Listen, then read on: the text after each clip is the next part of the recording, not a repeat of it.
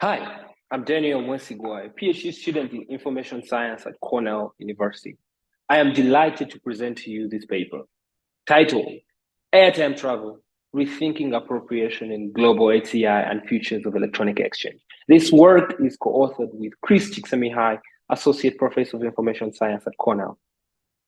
This paper is a story of appropriation, primarily told through informal practices such as airtime exchange and how these practices were commoditized into products like mobile money. But let's first start with the basics. You see, in mobile telecommunications, airtime is a lifeline that fuels our connection.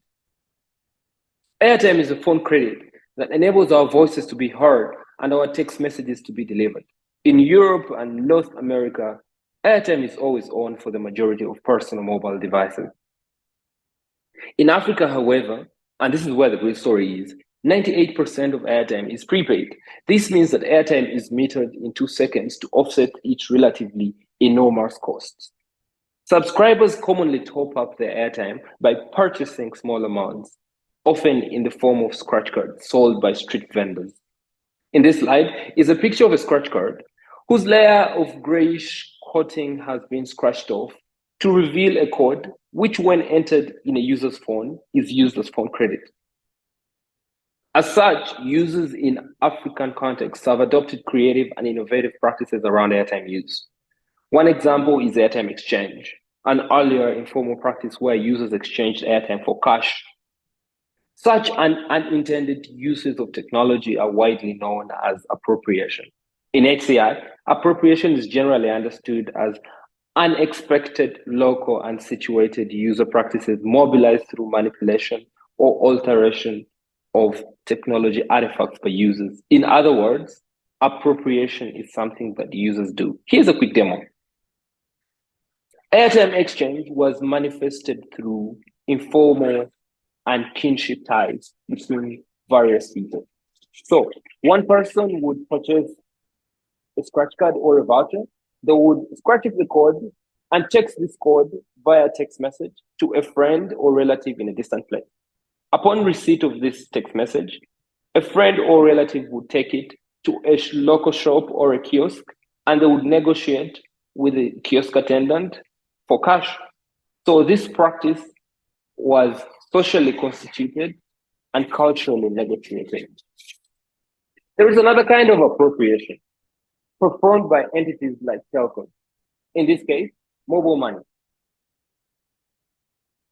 Whereas there are no scratch cards in this case, there is an assemblage of mobile devices, physical cash, and a network of kiosks. So for one to send money from one place to another, they would get cash and load it on their phone. They would take the cash to a kiosk attendant, and this kiosk attendant would convert this cash into digital cash through telecommunications networks. In this way, one person will be able to send money from one place to another. Many portrayals in HCI, global development, and policy often show that the transition from informal practices such as airtime exchange to mobile money was inevitable. If users performed some sort of informal money transfer service via airtime exchange, then mobile money was the seamless and the mature version of airtime exchange. In our paper, we challenge this linear and reductive narrative around the development of mobile money, arguing that the said transition was one set of possibilities against many others. We spoke with 19 participants across tech, policy, and media, and used qualitative methods to develop an appropriation matrix. The appropriation matrix is developed to understand mobile money's transformation. It comprises a series of appropriation which interact dialectically. These appropriations could be understood as vectors or stages, and they are appropriation, reappropriation, and reverse appropriation. And each vector has 3 elements: users, artifacts, and imaginaries. Before we go further, let's quickly look at the elements of appropriation. In our work, we first frame who a user is within telecommunications. We then expand artifacts to include technical artifacts, such as the mobile phone, but then also we include social infrastructures or social artifacts, such as airtime vendors. Third, we suggest that imaginaries are stories and logics that users deploy to motivate or rationalize their actions. So the elements of appropriation can only be discovered through a tactic that is known as inversion. Inversion is about recognizing the depth of interdependence of various elements and the real work of politics and knowledge production. It's also worth mentioning that our work gravitates around global telecommunications, particularly the GSM. The GSM is a global system for mobile communications and is a standard that was initially developed in Europe for Europe. However, GSM's massive uptake in Africa and other parts of the world has been termed as an unintended consequence by one of the key architects of the standard. In the paper, we argue that GSM was appropriated to African markets by telcos and their enablers.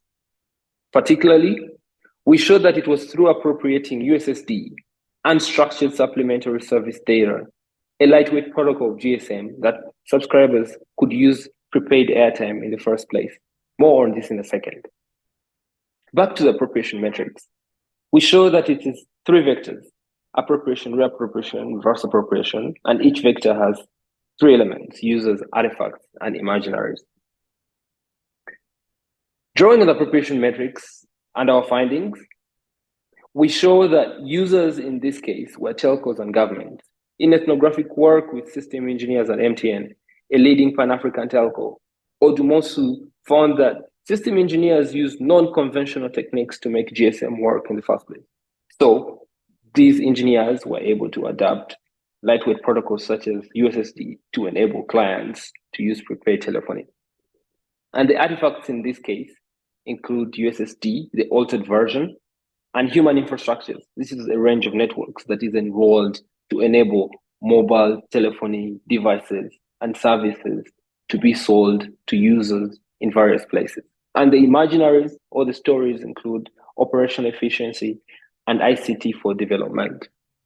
It was after appropriation that we argue that users, especially subscribers or the end users of mobile telephony, were able to come into the picture. Beyond subscribers, value-added service providers were also able to reappropriate mobile telephony infrastructure without permission. And some of the artifacts include airtime exchange, as we've described, but then also, as we found in the findings, international sandbox calls. These were international calls that were routed as local calls to enable value-added service providers to make a profit. And the imaginaries include middle mindsets because of the prepaid telephony and profit imperatives for the value-added service provider.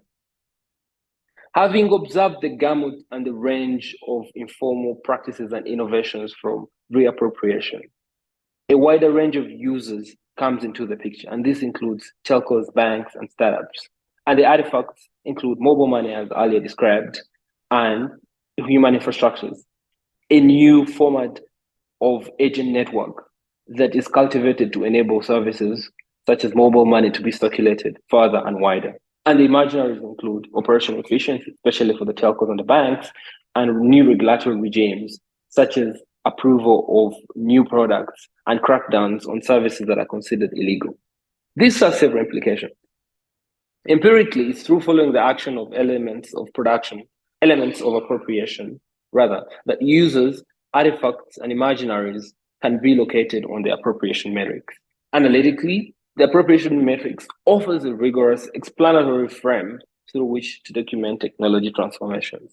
Heuristically, we sympathize with simplistic arguments such as mobile money being the more mature version of airtime exchange, and offer alternative heuristics to analyze policy and improve design.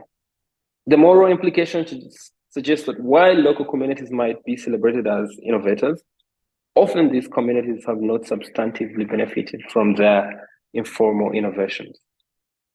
That's it. Thanks for watching, and we hope you read the extended paper for additional insights.